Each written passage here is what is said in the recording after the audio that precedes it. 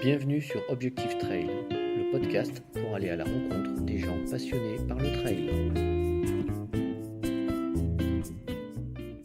Salut les trailers, un podcast de fin d'année qui sera assez court, mais le moment est propice pour faire un point d'étape dans mon projet du site Objectif Trail. Après avoir longtemps attendu, plus d'1 an, le premier point positif de 2017 est d'avoir enfin lancé le site. Merci à vous tous pour cet accueil, c'était vraiment hyper encourageant de recevoir des messages au fur et à mesure des publications. À ce jour, vous êtes déjà près de 200 à me suivre et à être abonnés à la newsletter. C'est super cool, merci. On regarde la blogosphère, évidemment je reste un tout petit site, mais ce qui compte c'est que j'apporte une aide pour ceux qui me suivent et ça, je suis très content de ça. Le second point hyper positif, c'est le lancement du podcast, qui rencontre un succès assez inattendu pour moi. Alors pour le coup, c'est un succès qui est assez modeste, mais pour moi, chaque émission est écoutée entre déjà 150 et 400 fois, donc je trouve ça super. Donc merci à tous, c'est vraiment hyper encourageant de continuer.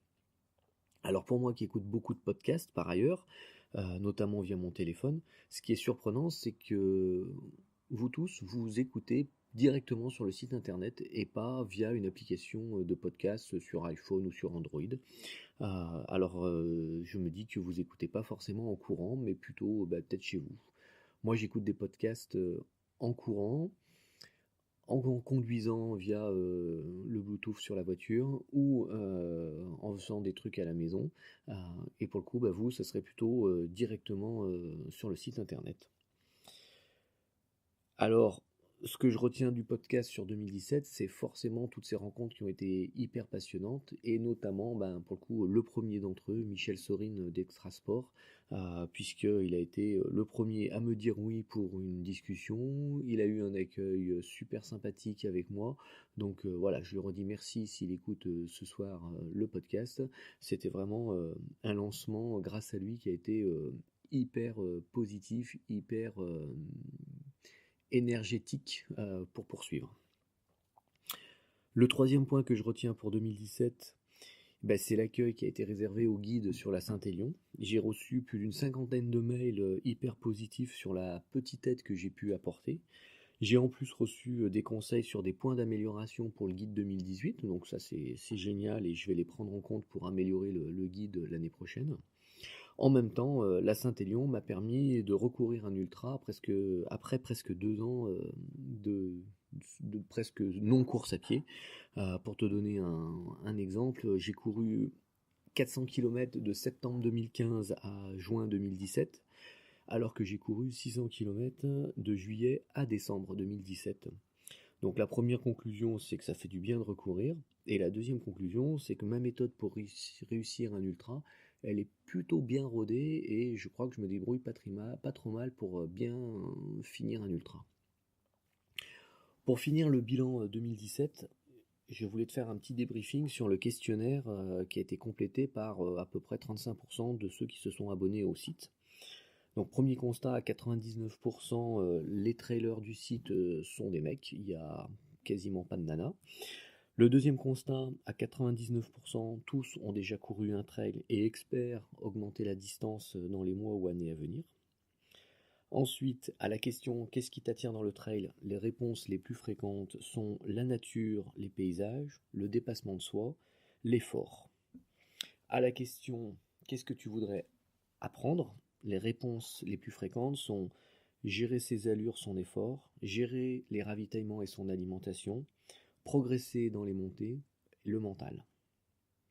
À la question qu'est-ce qui t'empêche de te lancer dans un ultra aujourd'hui, les réponses les plus fréquentes sont la crainte de craquer mentalement, ne pas savoir gérer l'effort, l'inconnu de la longue distance, la gestion de la nuit et les blessures. Et les blessures reviennent assez souvent dans les commentaires sur le questionnaire.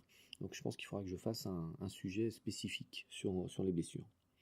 Et pour le 2018, je vais évidemment tenir compte de cette analyse pour proposer du contenu qui soit vraiment en adéquation avec toutes ces attentes et que ça vous soit le plus utile possible. Pour cette nouvelle année, j'ai aussi plein d'idées. Et alors, je vais voir comment et à quel rythme je pourrais les mettre en place. L'un des exemples, c'est de pouvoir organiser aussi des rencontres en vrai, pour échanger sur la pratique, sur des questions. Enfin, c'est quand même souvent beaucoup plus vivant et intéressant de pouvoir se croiser et échanger. Donc ça pourrait être dans le cadre d'un apéro, d'un repas, d'un off, enfin je sais pas encore, mais voilà, c'est quelque chose que j'ai en tête. J'ai également aussi pensé à notamment thématiser les émissions du podcast avec par exemple une émission par mois qui serait dédiée aux réponses à toutes les questions que je reçois par mail, ce qui vous permettrait en même temps de savoir que vous avez un temps où vous recevrez toutes les réponses et pas forcément un mail, mais un moment aussi quelque chose qui ressemblera un peu plus peut-être à une discussion et qui sera moins succinct que les 4-5 lignes que je peux mettre dans un mail. Et évidemment, comme toi, je suis en train de réfléchir à mon programme 2018 et quel serait mon objectif principal. Alors ça sera certainement une des trames pour donner des trucs et astuces tout au long de la préparation d'un ultra. Parce qu'en fait, il y a une course qui me fait de l'œil depuis plusieurs années et je crois que je vais me laisser tenter en 2018. Alors ça sera pas sur un coup de tête que je vais me laisser tenter parce que un peu plus de 160 km, c'est pas anodin.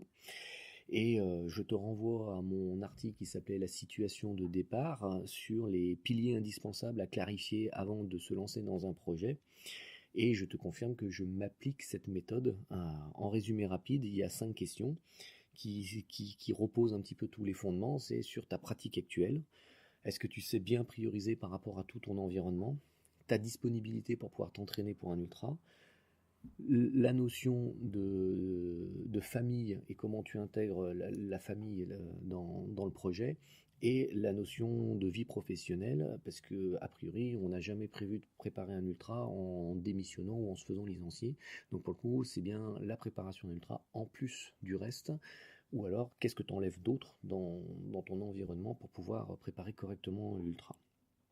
Donc je vais te remettre le lien de l'article dans les commentaires du podcast et comme ça tu pourras le relire.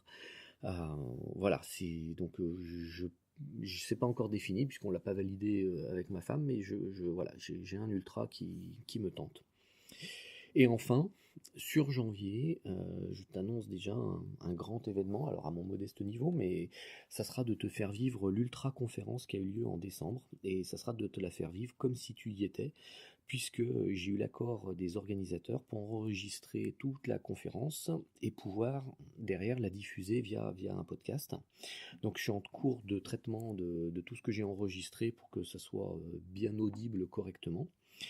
Il va y avoir 4 thèmes qui vont être le planning de ta saison, les séances clés d'entraînement, la diététique et les derniers moments avant le jour J, et je dirais même avant l'heure H. Donc c'est très intéressant.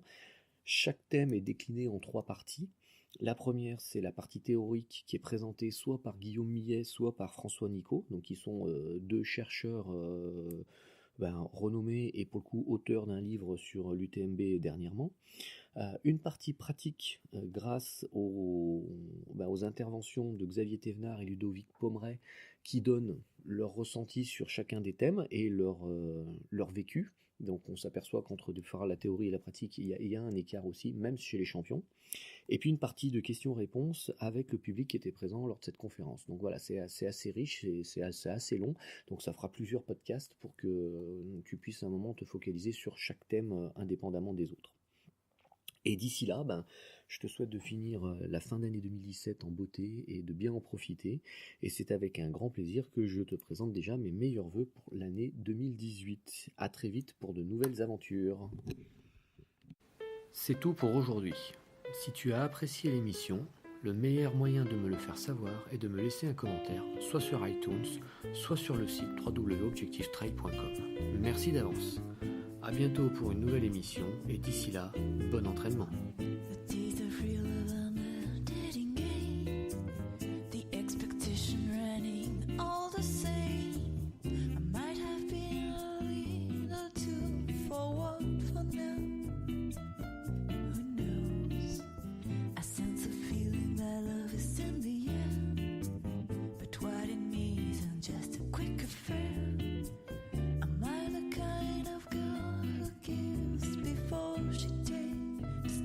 Taxi fare.